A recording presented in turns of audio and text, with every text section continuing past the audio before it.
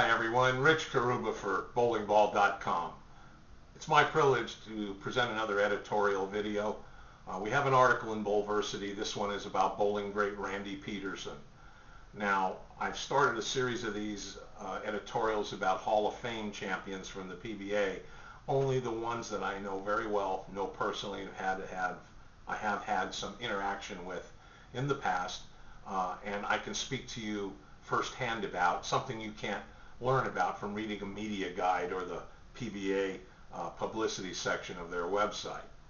And unless you've had a chance to meet Randy and spend some time with him, it's important for you to know some great things about his career. But first, let's start with his performance that got him inducted in the Hall of Fame recently, this year in 2011.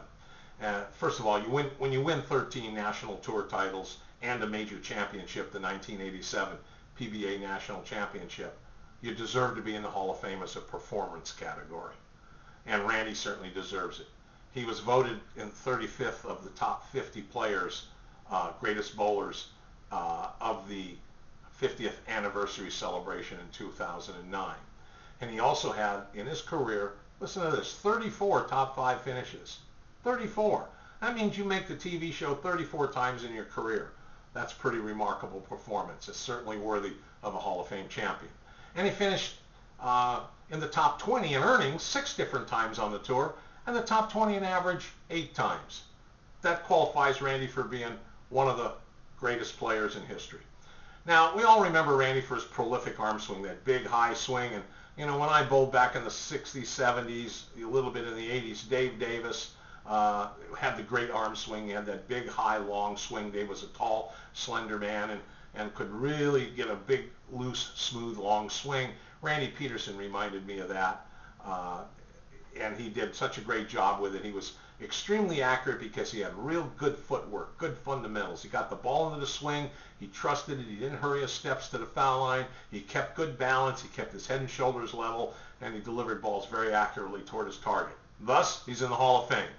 We saw Randy have a cameo spot in the Kingpin bowling movie some years ago, which had shots of him making a delivery, I think, at the National Bowling Stadium in Reno. But I think what's important to talk about Randy is how energetic and enthusiastic he is when he makes public appearances. Randy is a great public speaker. He's been invited professionally, not only through bowling, but just through his own private business enterprises, to do private speaking engagements, and he's always very entertaining, has a bubbly personality, and a great sense of humor. Randy is also the first one to volunteer to go to industry functions for the manufacturers he represents and to help promote bowling at all levels, with the kids, with adults, whether it's handicap tournament clubs, scratch tournament events, or even United States Bowling Congress events. Randy is always the first one in and the last one out. Randy will go to a seminar or a clinic and begin coaching, and if it's advertised to wrap up at 4 p.m., you could go in at 5:30 and still see Randy sitting there talking to bowlers. Until they're ready to leave and they've got everything off their chest they want to discuss, Randy won't leave. He's really remarkable that way. He spends a lot of time and he cares a great deal about the bowlers that he interacts with when he does these presentations. But the number one reason that Randy is special to me personally involved my wife and I in our personal life. I don't want to bore you with details other than the fact, and I did mention this in the article on Bowlversity and under editorials, Bowling Great Randy Pedersen article. We were hit by Hurricane Katrina in the summer of 2005, and we lost our home in southern Mississippi. We lost all our personal belongings. We had to flee for our lives, literally. Randy called the day before the hurricane hit and cussed me out for not getting in the car and getting out of there. And he told us directly he wanted us to come to his house, pack up your dog, your cats, whatever you can put in your SUV, and get out of there now. I'll never forget that phone call. So my wife and I discussed it. We thought that was a smart thing to do. We did get out of there. We drove, and it took us a long time to drive outside of Orlando to Clermont, Florida, where Randy resides, because of a lot of traffic, everybody evacuating from the hurricane. Well, how many families would you know would put up yourself, your wife, your dog, and your cats for several days as an inconvenience when they had the same thing, cats and dog, and 2 kids, 2 young kids? But they did it. Becky and Randy Pedersen, I'll never be able to thank you enough I get emotional about this, for what you did for my wife and I during the most devastating personal time of our married life. And because of it, you gave us a chance to plan properly, to regroup, and you helped me continue doing my job that at the company I worked for at the time, Storm Bowling Products. You helped me continue to do my job, and I'm forever grateful to you, Randy. I'll never be able to thank you for your friendship and for sharing your home with my family.